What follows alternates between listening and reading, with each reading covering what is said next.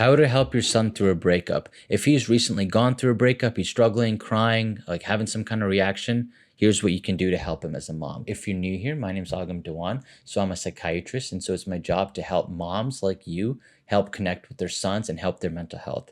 I remember one of my biggest breakups was maybe a couple of years ago. And it kind of came out of the blue where I thought that things were going well. And then she calls me and like basically some stuff happened and she started talking with her ex. But then like long story short, she, said she doesn't want to see me anymore.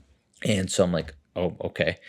Then I remember hearing this saying where it was like, get bitter or get better. And I was like, oh fuck, like you're right, like okay, like I'm gonna show her. And so like I knew like I wasn't gonna text her or anything, but that's when I started going to the gym really hard. Like I would wake up at 5 a.m. to go to the gym 5, 6 times a week. That's when I started a social media channel too, because I was like, okay, I'm gonna get rich and famous and I'm gonna show her.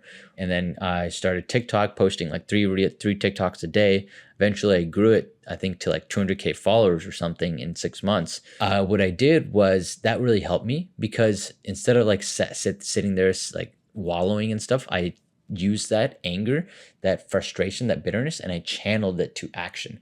And like that's the most motivated I felt in years. Like I still remember how I felt like that. I was just talking to my roommate about it and he told me the same thing where he said that after a breakup, that's what inspired him to start his event company in his business a few years ago.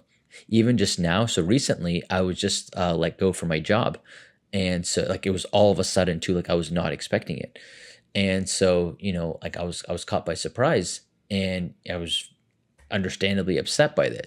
But then processing it a day or two later, I was like, oh, fuck this, like fuck them, like I have no hard feelings because I don't think hate helps anyone, but I channel that hate, basically like those anger, that frustration, that bitterness towards all this. I'm like, okay, I'm going to become even more better. Like they're going to regret that they missed out on me. And so, now I'm starting this YouTube channel, going harder than ever on social media. I'm going to try to just do income. I'm going to make income full time from it now. That's I'm committing to that. And it's not that I have bitter feelings against them. I mean, a little bit, but it's more that I'm using that energy and now I'm channeling it. I'm sublime. It's called sublimation. I'm subliming those emotions into this productive discipline. Like that's what the best athletes do. That's what the most successful people do, right? They have their light side and then they also have their dark side, I call them the dark emotions. Carl Jung talked about this too, the shadow self, all the same concept, right? So how does this help? The point is that if you want to help your son get through this breakup, right? Understand that he's probably struggling emotionally. So the first thing you want to do is validate him and tell him, that you understand how difficult it is. Don't really just say you're here for him because like that's not a very concrete thing. Like, yeah, you're here for me. Like, great. Guys are different than girls. Girls want to just talk about their emotions. But like guys, like I don't want to talk about my breakups. Like I don't want to talk about how hurt I felt for hours. That almost seems like a waste of time to me. Like for me, I would rather use that anger. And this is a very important concept actually, especially for men. A lot of time women, they feel better from talking and they'll talk things out and like, okay, like I feel better. Like, thanks, girlfriend. But guys, like we don't like just talk about stuff, like especially like masculine guys. And for me, it almost seems like a waste of energy to do that. And because if I talk about it and I feel better, I'm like, okay, great. Now I feel bliss. But now my action drive is gone. Whereas I think it's good to talk about it some, right? You don't want to just keep it all in your head. So like, for example, when this job breakup happened, I told my roommate, I told my parents and stuff, but like, I didn't want to dwell on it. I told them, maybe vented a little bit, but then I'm like, okay, the rest of this energy, instead of venting it all out, I need to channel it towards action. So now I think it's important. See what you can do to encourage your son to channel it towards action. Like, can he go to the gym now? Can he work even harder at his homework or his job? Can he even work harder around the house? What can he do to channel? What can he work on his hobbies?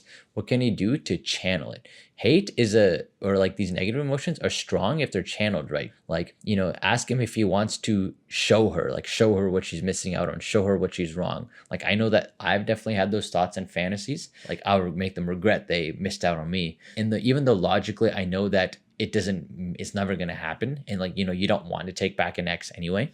logically I understand that, but like emotionally it still helps to process and go through that productive energy. So encourage your son to do it too, to channel those negative emotions towards something positive. What he should also do is try to take care of his brain as well too. You know, his emotions are kind of gonna be all over the place, right? And the worst thing that he can do is now start doing destructive stuff as an excuse, you know, like drinking or eating crappy food or anything like destructive to the body like that. Not sleeping, playing a bunch of video games, like all that stuff is destructive to his brain. So he needs to do the opposite, eating a nice, healthy, clean diet, getting back on his exercise routine harder than ever, making sure he's sleeping, because all of these emotions that are feeling, they're all happening in his brain. And so the healthier he can keep his brain, like the actual physicalness of his brain, the better he will be. So I think that's really important. So you avoid the destructive coping mechanisms and shift towards the healthy ones. So help him do that as well. Also, then just remind him of his value too, because like he might not be able to do that. For example, for me, like I was able to do that to myself. I'm like, you know, fuck no, like I'm attractive, you know, I'm a board certified psychiatrist. Like I can do another job easy. I can do anything I set my mind to. So like, you know, I tell myself that stuff and like, I believe it could, but I built up that self-confidence. You know, I'm 31 now and I've spent years building that up, but your son may not have had that work done on himself to build that up. So you need to remind him of his value, what he brings to the world, what contributions he can make, and not just like emptiness. It's not like, it's different from women, because women, you'll tell them like, oh yeah, you're a queen, honey, you're the best, you're amazing, like, oh, he doesn't know what he's missing. For men, like you have to be a little bit more concrete, like you've accomplished X, Y, and Z, right? You are going to accomplish this thing. Like men just don't want to hear emptiness. Like they want to feel respected, like you are, you know, you're going to be super successful because you've already accomplished this much. Or look at this, the skills that you have now, like this will allow you to do anything. This will allow you to attract a better woman in the future. You know, you're attractive enough to do it, and you can definitely get more girls in the future too. And by doing all this, really understanding what it's like as a man to go through this and the things that make men tick are what's going to help you, mom, be able to help out your son more, especially with his breakup.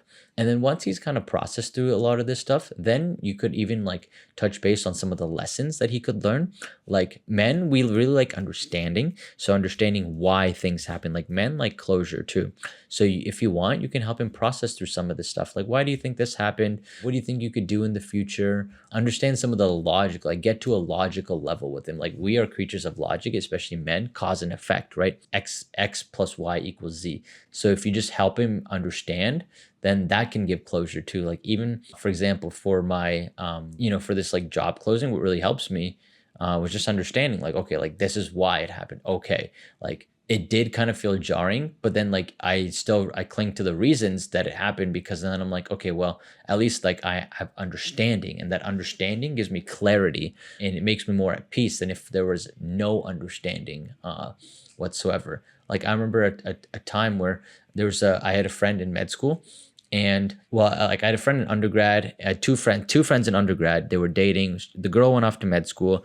They stayed in med school together for like 4 years. And at the very end of it, she broke up with him, my other friend, and she started dating some guy in her med school class. And then like fast forward 2 years later, they got married.